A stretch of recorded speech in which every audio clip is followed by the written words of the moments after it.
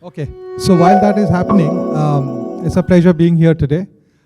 The speakers before me have spoken about the importance of crafting very good CX experiences.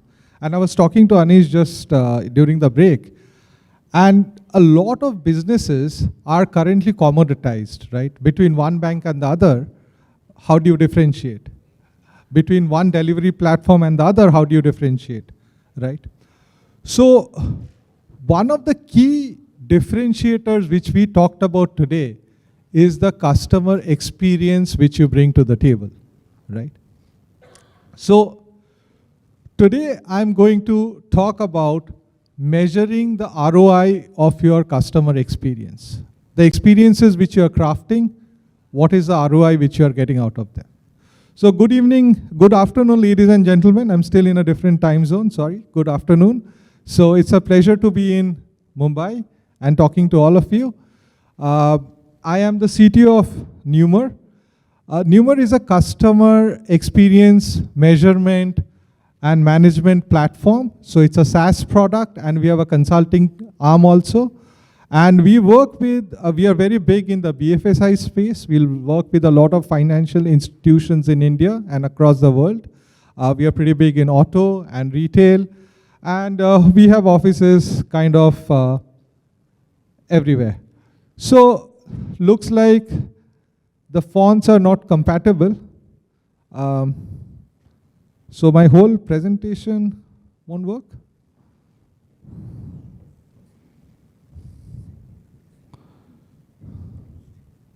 No, I understand, but okay. So some of the text works, some of the text doesn't matter. So that was me in the picture, by the way, so it's all right, you can see me. Okay, this slide, you see the 4 bottom boxes, and I'll talk around that, doesn't matter, ignore the text on the left. So there was a recent McKinsey study across for CX professionals around the world, and the question was very simple. What percentage of you actually connect your CX initiatives to its financial outcomes? If you're making your customer more happy, how is it connecting to your bottom line? If your customer is unhappy, how much is it impacting profits or revenue or some other measure? See, what we all know here as professionals, there is a cost to making your customer happy.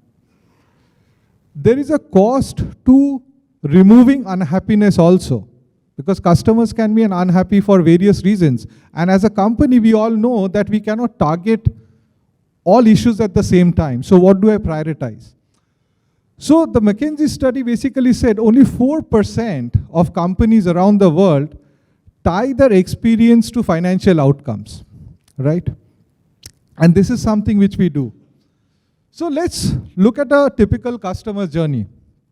The customer visits a bank, say, and you send them a survey after the visit asking them, how was it? And somebody mentioned that, just before, that you should be asking at every stage what the customer feels, because you know what they have done. That's the operational part. That is there in your CRM system, in your internal systems, you know what the customer has done.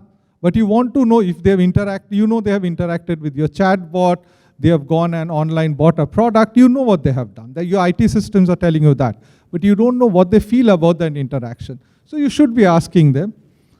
Great. But what you also know is what they did after the visit. Did they move their savings from your bank to another bank? Did they purchase more mutual funds from you? Did they call customer support because they were not sure of something? And a vast majority of people won't answer the survey. That's a reality. I mean, what, 3, 4, 5% response rate? But whether they answered the survey or don't answer the survey, we still not know things about them. Did they have a positive branch visit? Do we know that? No, we actually don't in this case. We actually don't. But what I will say is that we can actually, from the people who answered the survey, we can actually extrapolate and kind of figure out did they have a positive visit or not. we know a hard number have their assets under management increased. So this is a flow, and in the flow, what this slide, one simple takeaway is, there are some emotional aspects we know and others we don't know. So where am I going with this? Let's take a flow. Let's say somebody called an agent, and you all must have heard of the NPS measure, Net Promoter Score. My co-founder was one of the inventors of the Net Promoter Score, by the way. We worked with Fred Reichelt in coming up with that. So let's say there's an agent call, people answered the survey, there were some people, promoters, who were really happy, 9 and 10. The others were detractors, 0 to 4. And we can see that for the promoters, the investments have increased. And for the detractors, the investments has decreased. I can connect the dots. But what I also know from text analytics and AI, that for promoters what worked, I can see that ownership was the main thing which drove the promoter score and the investment increased. And for detractors, the agent attitude maybe was the issue. And I can see that the 82%, of the 82% of the detractors, they reduced their investment by 41%. So I can actually connect the dots. I can see what effect pleasing your customer has. I can see that it is increasing the investment by that much. And I can see what effect not pleasing your customers has, and I can quantify that difference. So the point I am making here is that if you have a proper measurement system in place, just measuring isn't enough. You need to connect it to the outcomes, the financial outcomes in your company. And that is when you try to see the real benefit, and you can, what people were saying, you need to build customer experiences which move the needle in your company. How do you do that? Do you sit in a castle and say that ivory tower and say, I think ye karne se better hoga? No. You measure what your customers are feeling, and then you connect that with the revenue outcomes, and then you see, and it's a set of experiments which you run, and that is how you improve. So I want to talk about 3 stories, quick ones, examples of what we did with our customers in India. These are India-specific examples which made a difference. Again, there is some gibberish, but thankfully the right numbers are shown. So for India First Limited, we were able to reduce churn. We were able to reduce their churn. It's an insurance company. Some people renew their insurance, some don't. We were able to rescue 22% of their customers. And how? We looked at what drives people to renew versus people who do not renew, what is their score on experience. And even on people who don't answer the survey, we can extrapolate through our AI models, and we can predict most likely these guys are not going to renew, and you have a recovery call, and that were able to rescue 22% of their customers. So that is how you do a data-driven business. Akasa. So if you've flown Akasa, you get a survey that's from us, right? And Akasa being a new entrant in the market, we worked with the management. There was, this slide is there, you can read this. But I had a lot of interesting discussions. The day they launched, our system was up there, and they could see real time in every airport what the feedback was coming. There was a problem in the ground crew, negative feedback coming on that in Lucknow, fix that. There was a problem in meal in Calcutta, cold meals were getting loaded on, fix that. So there is a tactical part in how you can use a feedback system and embed it in a company, right? And then there's a strategic thing, like conversations with frequent flyers, we realized multiple friction points, and we increased, business travelers like me tend to choose one airline, our admins book the same flight. And the issues they faced, they have a pre-packed meal which is onboarded right now. So we increase the revenue, we reduce the revenue loss by 28% there. Now, one of my favorite things, Toyota is one of our oldest customers. We work with almost all the auto companies in India, a lot of them at least. And we work with a lot of auto companies around the world. In the US, we work with GM. This is one of the stories closest to my heart. You know how cars buying works. You walk into a store, you do a test drive, and then you decide to eventually buy the car or not buy the car, right? That's what happens. We were able to increase conversion 400%.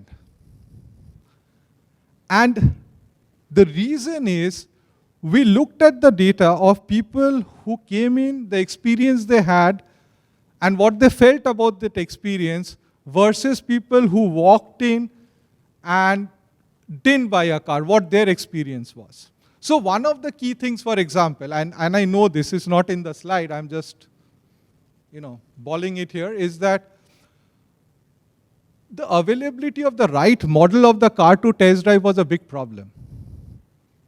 I mean, I've come here to drive one thing, sir, वो available नहीं है, आप कुछ और चला लो, ये भैया मुझे खरीदना ये है. So that was one of the problems. So that was one thing we solved, for example. So these are 3 quick stories. And so this is us as the people behind it. My CEO, Amita Yu, was part of the team in his early days. He was part of the team who created NPS. And Dr. Laura Brooks worked with Fred Reichel, Satmetrix. She is in our board right now, so she was also a co-inventor of the NPS measure. There was one slide here which looks, it's not, there you go. So I wanted to talk a little bit about how do we actually do it in case,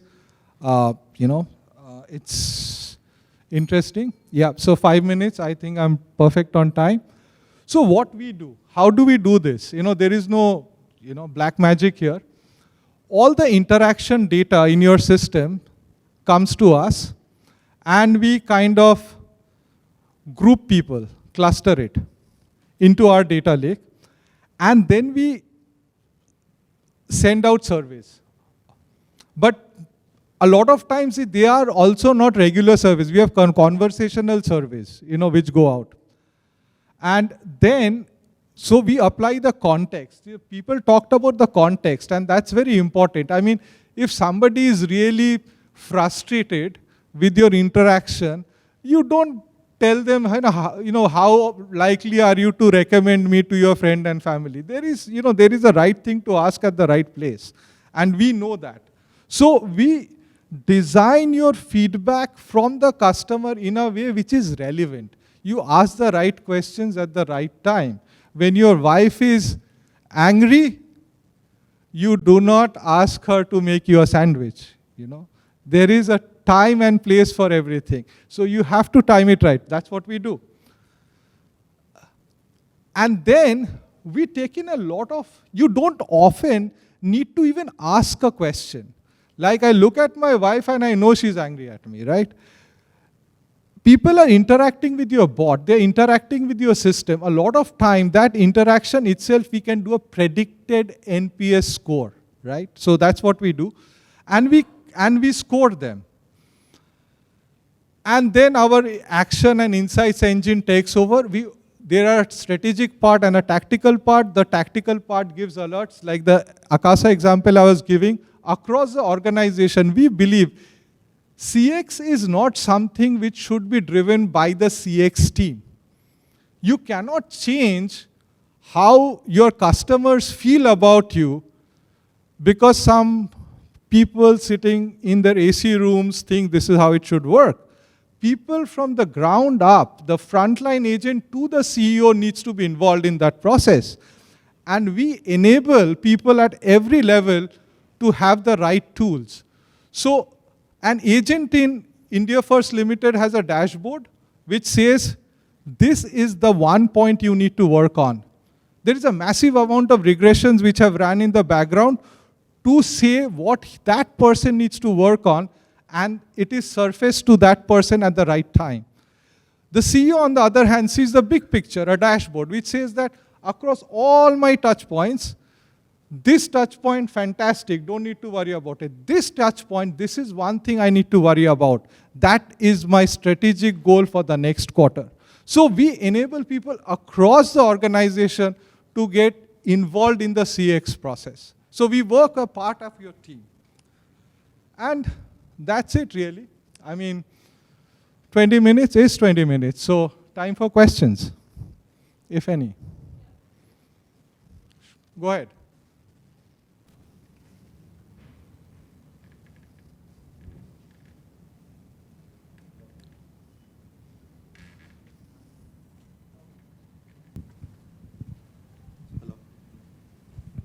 Yeah. Sorry, I'll get back to you. Yeah, there was a lead. Okay. My bad. Please. Yeah, just loud. I think this is, yeah.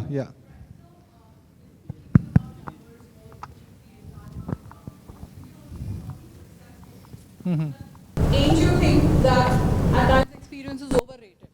If you are experienced in doing something incorrect, do you not carry that on to something else because you've not really analyzed whether what you're doing is right or not? And you, me, and Anish were talking about it during the break as well. My question here is, right now also, we're talking only about the success stories. We're talking about Toyota, we're talking about India First, Akasa for that matter as well. But has there been any stepping stone or a learning experience in your journey of crafting customer experience strategies where you've identified a problem, you've tried to solve it based on the experience that you've garnered, and it's not worked, and you've gone back to the drawing board and redone your strategy? Absolutely. I mean, great question. And that's actually the norm. I mean, it's a feedback loop. We don't claim to know everything. We fail more often than we succeed. I mean, I know as a company I shouldn't be saying this, but that's a reality. So let me tell you the Toyota story, right? So what happens is that at every stage with the data, you decide to do something. You do that something, it either works or it doesn't. If it does, then you do more on it. If it doesn't, then you step back. But the difference is this is a process which we bring in. The feedback loop is institutionalized. Instead of one manager, see the Indian way of working, sorry if it sounds blunt, is that one manager comes in and says that, "Mujhe ye karna hai." Works great, gets a promotion, switches to the other company. The other guy says that, "I want to change everything because I want to show that I'm different." What we do is we have a structured, data-driven way of taking decisions. And to your point, yes, every customer we work in the CX engagement, for every success there is 4 failures. But we don't call it failures, it's learning. Because there is no magic way to solution for a customer. So we have a feedback loop which allows us to iterate very quickly. Yeah. So my first question is that, in the entire NPS thing, you spoke about the promoters, detractors, and the passive ones. So according to you, of course, we have to nurture the promoters. Is it more easier, or what is more easier, to bring up the detractors or bring up the passive ones to increase your NPS? Great question. See, the actual answer depends on the context, but I'll tell you what we do. Let me answer it slightly. The promoters are very important, and so are the detractors. So promoters, what you do with the promoters, actually you do something. A lot of companies just take joy in the fact that I report to the board, I have so many promoters. Bhaiya, wahan pe kaam khatam mat karo. You've got promoters, make more money out of it. How do? You have referral programs around that. That is what we did in IFL. So what people do is they have a referral program at the end of the survey. I had a horrible experience in the bank. You asking me to refer you to some friend or family, that is stupidity. So what we do is we have a program where we say, promoter ko leke aap ye karo. Do this with the promoter. Detractor, putting it down, To answer your question, if you get your detractors down, your promoters will go up. That is the reality. You don't have to do separate things for increasing promoters and decreasing detractors. The moment you take customer, see, this is just a measure. You know, I am not like an NPS guy saying that this is the only measure. You do a 5-point scale, 3-point scale, doesn't matter. See, the end goal is the customer needs to be happy. So, if you take the right steps to increase customer satisfaction, basis the data, automatically both will happen. Your detractors will go down, promoters will go up. A quick second question. You spoke about, पीछे कुछ भी हो रहा है ऐसी घर में बैठ के decision making और सामने क्या हो रहा है. So what we normally see in business is that, process and SOPs are defined at the back end, of course, to get followed. But when it comes to creating detractors or promoters, the customer interface, which is at the front line. Right. So, so basically management by proximity and management by hierarchy. Okay. So what do you think any organization who has a customer interface should focus more on frontline empowerment or SOPs? See, I think you cannot focus on one versus the other. See, the reality is, frontline empowerment is needed because they are the face of the customer. You know, as a customer, I interact with the teller in the bank. I do not interact with the CEO. But the CX team, the CEO, are the ones who can craft products which better address my needs. So today, if I am using HDFC Bank, for example, and they change the user interface of the mobile app to make it better, that initiative cannot be taken by the agent. So, but the feedback from that agent is important. The agent will say, people are waiting in queue a lot and this is causing dissatisfaction in my branch. Other person will say that, sir, forex rates are very, problematic. I have to give, people have to wait, etc. There are other fintechs who are doing it faster. I cannot sell forex. Now the product guy in HDFC will take all of this together and craft a user experience which addresses all of this. So I think the hierarchy is needed because you have talent at the top, we can address the systemic issues. But your representation of the company's face is the people on the ground. So they have to be empowered. What I see in India is the empowerment of the people on the ground is very poor. That is a problem which we are trying to solve. So that when today a call center person you call, what we are doing is we are giving a context that this guy had called 3 times before, he had answered a survey, he was really pissed off with you guys. So now what you do is the service recovery becomes easier. You just I'll complete this one sentence. They say that, sir, you had a very bad experience with us, can I give you a 10% discount? As an example. And you recover that person, and this ties in with that experience. Thank you, everyone. If there are other questions, I've run out of time. Happy to talk outside. Thank you, everyone.